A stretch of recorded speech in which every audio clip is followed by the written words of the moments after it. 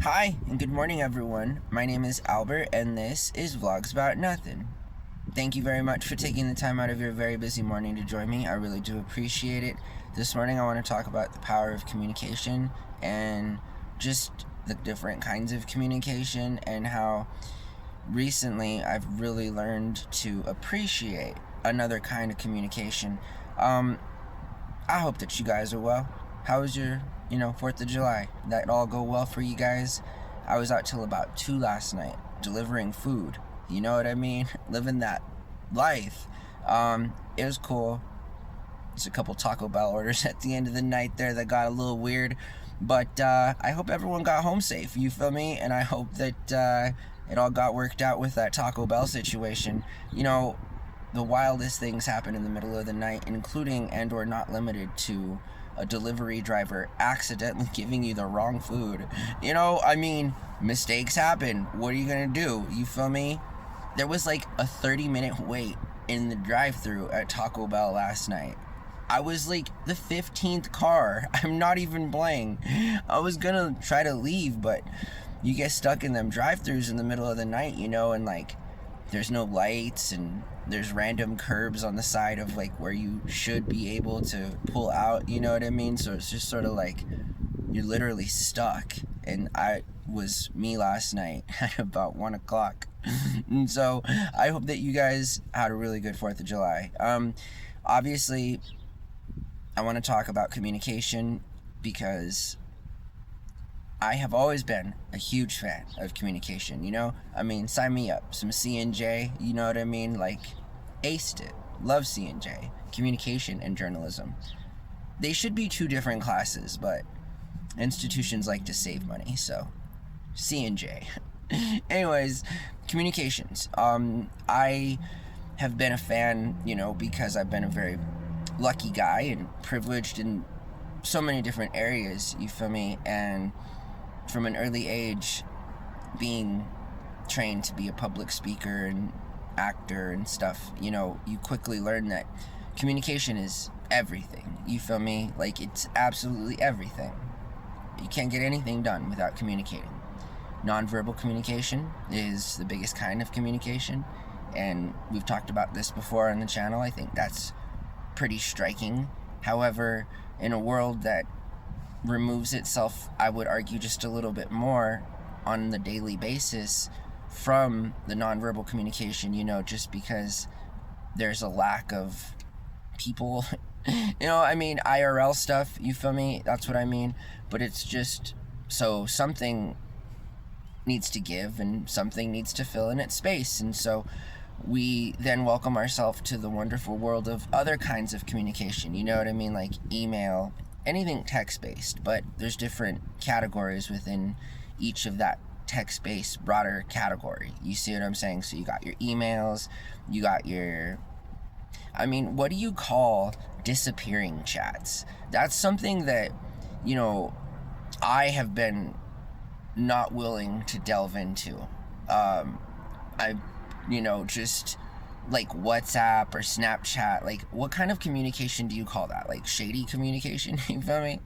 You like on that sketch life? I don't know. I hear WhatsApp is an app that normal people use for normal stuff, but as a 38-year-old man who's seen WhatsApp downloaded on countless phones, I'm just saying, take from your boy here.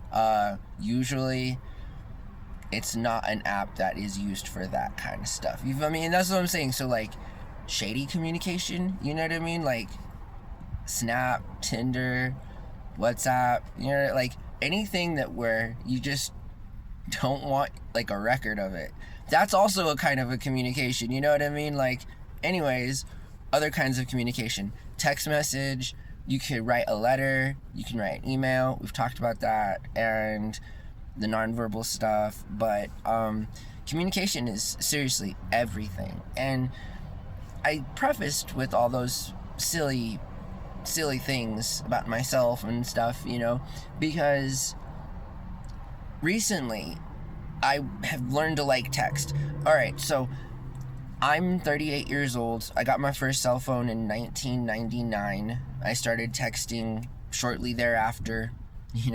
before the millennium or whatever, we were already texting. We had to pay per text, and just a handful of us had cell phones at, the local school or whatever that I attended and the community that I grew up in and stuff. And so you didn't, you could text only like not that many people. You feel me? So one, you didn't have that many people you could text because not that many people had phones that you could text. And then also you had to pay per text. Old school stuff. I know. I'm an old guy. 1999. I got my first BlackBerry in the year 2000, right? And then the Sidekick in 2001. You know what I mean? So the Sidekick was the first ever real smartphone. Like, I don't care who you are. If you had a Sidekick back in the day, you know what I'm talking about. Very, very popular phone. The only phone, and that's what I'm saying. Like, there weren't many options. It was just that one. And BlackBerry, obviously. BlackBerry was like the adult brand, like nobody young had BlackBerry. Only like fanciful older people were rocking the BlackBerries. Man, I miss BlackBerry. Look into that. One of the best operating systems ever created for a mobile SIM card on a mobile device. And wouldn't you know, no more. BlackBerry bought out. Gutted out, sold for parts, you know what I mean? They did try to come back, but they're not the same. It's not the same company, and the BlackBerry Pearl is still one of my favorite phones of all time. God, I love that phone. Anyways, I go out of my way to look for that phone still, but again, because the OS isn't supported anymore, it's really hard to even get it flashed over to an existing provider. I'm sure somebody can do it. You see what I'm saying? Like, don't let me, discourage you. I'm just saying that, like, I can't do it. So, recently, text messages have been a really big part of my life. Like, I didn't know that, 26 years ago that, like, I would like texting. Because if you didn't know where I was going with that, because of my long experience with texting as a 38-year-old dude, that's not my first form of trying to get a hold of you. You know what I mean? Like, I'm not really trying to send you messages. Honestly, this has been true because I've already sent a million text messages, you know what I mean? On all different types of phones. Buttons that you had to press, phones that you had to tap, like, seriously. And so I find that I use it when I need to, when I'm unavailable to talk or when I don't want to talk, you know what I mean? And like, other people, I'm assuming, have to feel like that as well, and other people are shy, and that's okay, and all that other stuff. So there's different circumstances, I get it. But what I'm saying is that I used to, like, not hate texting, but I just didn't think it was the best way for me to communicate, you know what I mean? Just because, like, you hear me talk, it's really hard for me to put things into words without people thinking that I'm saying a certain thing or behaving a certain way, just because I come with high energy, and if I don't put like emojis and captchas, you feel me, then like I run the risk of being perceived a different kind of way. And I get that, I've been putting smileys on my messages for 26 years. Like, I get it.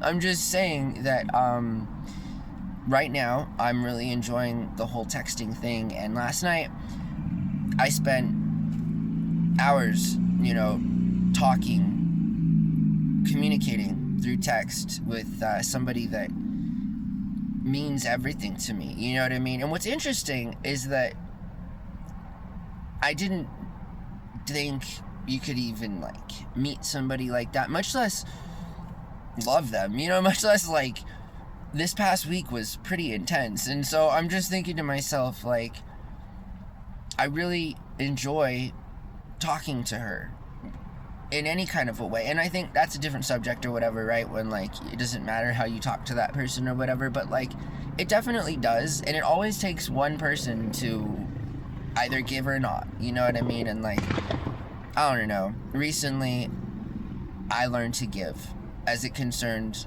not being so detestful when it comes to texting, you know what I mean? Just because, like, girls and just people don't know, right, already that, like, they're setting themselves up, you feel me, for, like, a certain kind of Albert just by texting me in the first place.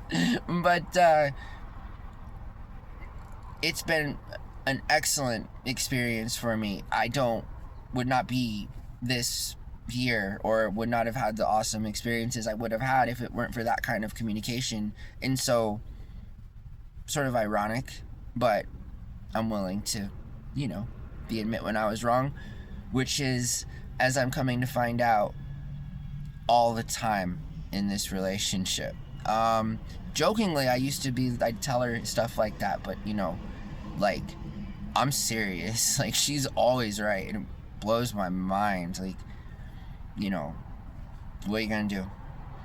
Hey guys, I hope that you're well. I hope that you had an awesome 4th of July. Communication is everything. Don't forget that. Last night was wonderful. Thank you. I really appreciate you. You're still and always will be the most beautiful person in the entire world, and I appreciate you doing that for me. So last night was cool. I was able to chill and work, and that was nice. And didn't think I'd like texting this much. Lots of people, I guess, can adapt to doing a lot of things, hopefully good things. Obviously, when you like somebody, and I just, for a long time, I'd always, fought against that, you know what I mean? And, like, not really welcomed it. But this past week, in case you haven't seen any of the videos, you know what I mean, was like a really, really bad week. And last night was a really awesome night, and she could have been anywhere, you feel me, doing anything, but she, like, chose to talk to me. OMG. I hope that you guys have a really good day. Seriously, I think it's gonna be busy. I think I'll deliver lots of food today. Yay. Have a really good day, okay? And I'll talk to everybody later. Alright, bye.